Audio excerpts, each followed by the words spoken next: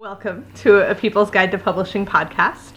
I am Ellie Blue, Marketing and Editorial Director of Microcosm Publishing, and this is Joe Beal, the autistic publisher. We've gone mainstream. In what way? Oh, every way.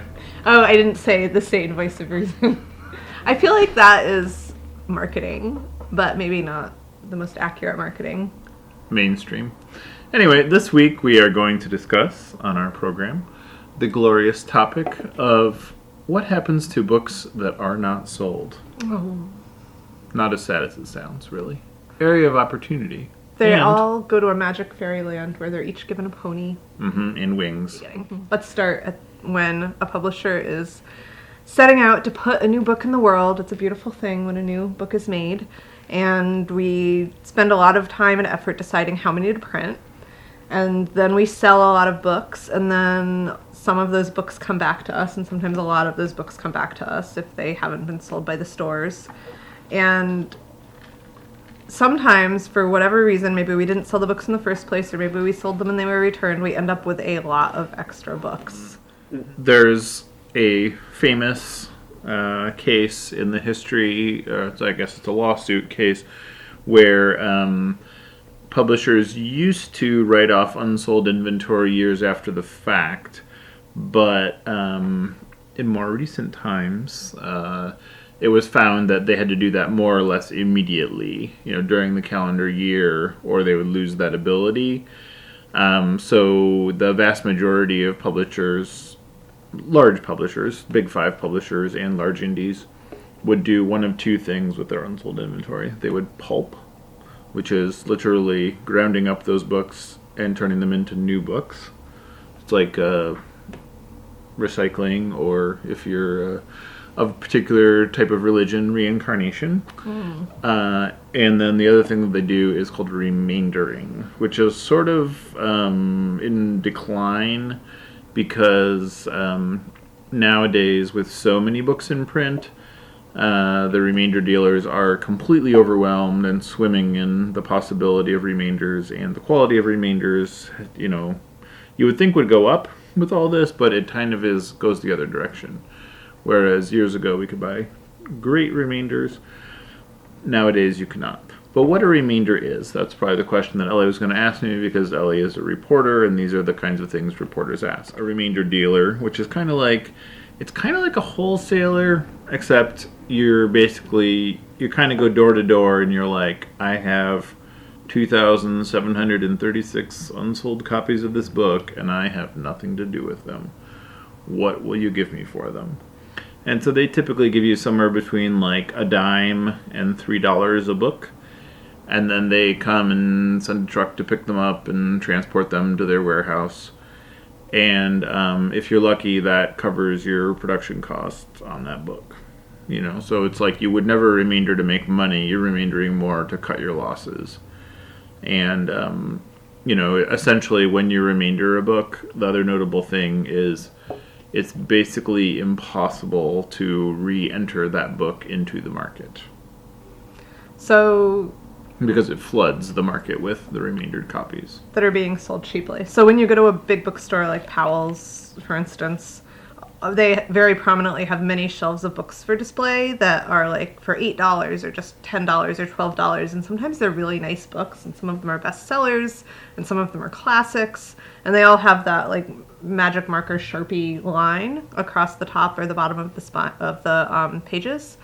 And those are remainders, essentially. Those are books that a lot of the times, like, it's one edition. Say, like, an Ursula K. Le Guin book, it's a bestseller. There's no shortage of copies of that book in print, but the publisher, like, overprinted one edition one year, and instead of paying taxes on that at the end of the year, they chose to remainder the rest of that edition. And then sometimes it's like,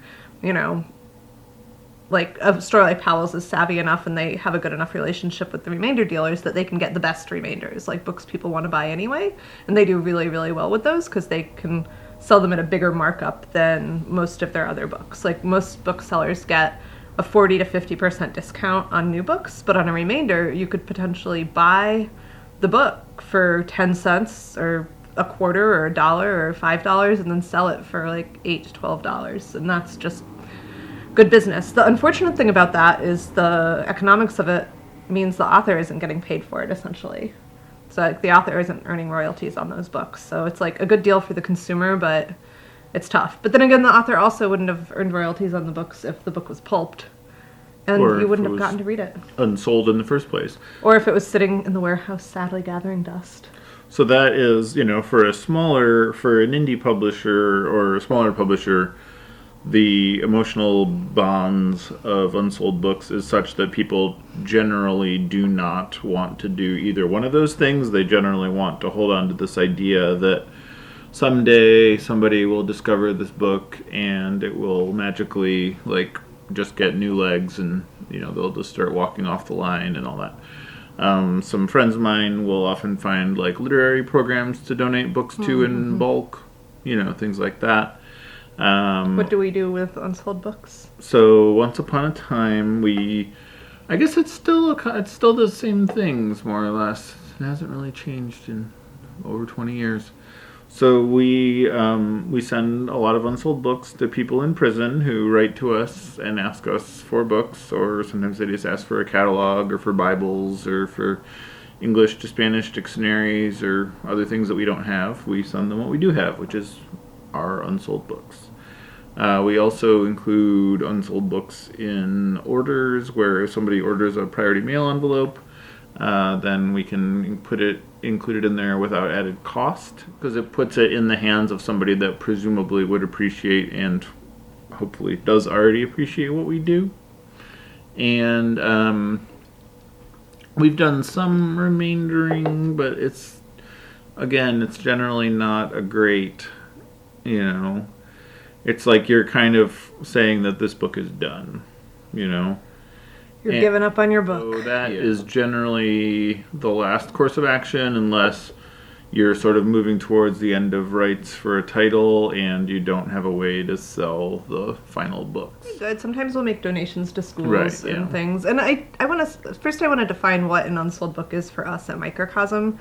We don't just keep a 1-year supply of our books. We do pay taxes on our inventory. We keep a 10-year supply. We're kind of betting that we are printing enough books to last for 10 years. Sometimes we way undershoot that mark. Sometimes we way overshoot that mark.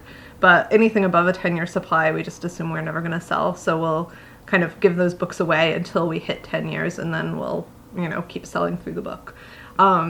Another thing we did with the unsold books is rebind them. We talked about this in our cover design episode. Mm-hmm. So our books are unsold for a number of reasons. Often it's just that we overprinted. It's a good book, it's a popular book, it did as well as it should have and needed to, but we printed 10,000 when we should have printed 8,000 or maybe 2,000. And a lot of times what happens is you'll sell 5,000 before publication, and that seems really good, so then you're like, okay, we need 10,000 more, and then you find yourself 5 years later with 10,000 copies. Because apparently 5,000 was the perfect amount of copies. Or, maybe the book was mishandled after release, or, there's any number of reasons, but...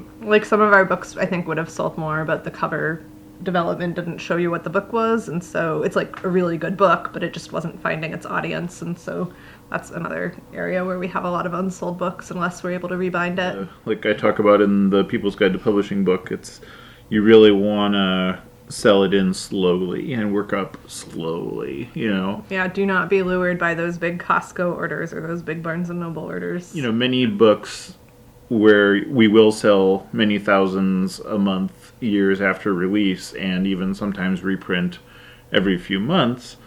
But, there's many other times, like I said, where we'll sell really well initially, reprint, and then sit on that reprint for the rest of our lives. And so, it's sort of figuring out, not going a little too excited when you get some strong initial numbers. And then the other big thing is learning with age and experience who is a better, more reliable sell-through, and, i.e. is not prone to returns, and who is likely going to give you some, very jaw-dropping, mouth-watering numbers only to send them all back to you. Oh, one thing we did with a bunch of unsold books at our previous location that we were just talking about is we built a staircase out of them. That's true. It was a great staircase. So useful not just as furnishings, but as like even home infrastructure. We had an author who had a very large book and used it as a bed frame. Because there were, when you have 300 copies of your book. You got to keep them somewhere. And better than having your bed on the floor. A nice firm piece of furniture right there. So another thing that we do with overstock or unsold books is that we make super packs. And so the super packs are, sort of thematic bundlings of books. Sometimes it's books we have overstock of, so it'll be like a warehouse sale where we're like, okay, 10 of these books for $20 or $25. And sometimes it'll be just like books that are pink. Or sometimes like the room that houses our books that begin with the letters S and T is too crowded, so it will be books that begin with S and T. And that, and that works too because it's like introducing those books to new people, which is, again, the whole point of, selling books is like bringing them to an audience that isn't already thoroughly saturated. In SEO, we call it discoverability. It also like shows people, when people go to look at it, they might be like, oh, I'm not interested in this sale, but that one book, I'm going to click on it. Oh, that's great. I'll buy that. It happens every time.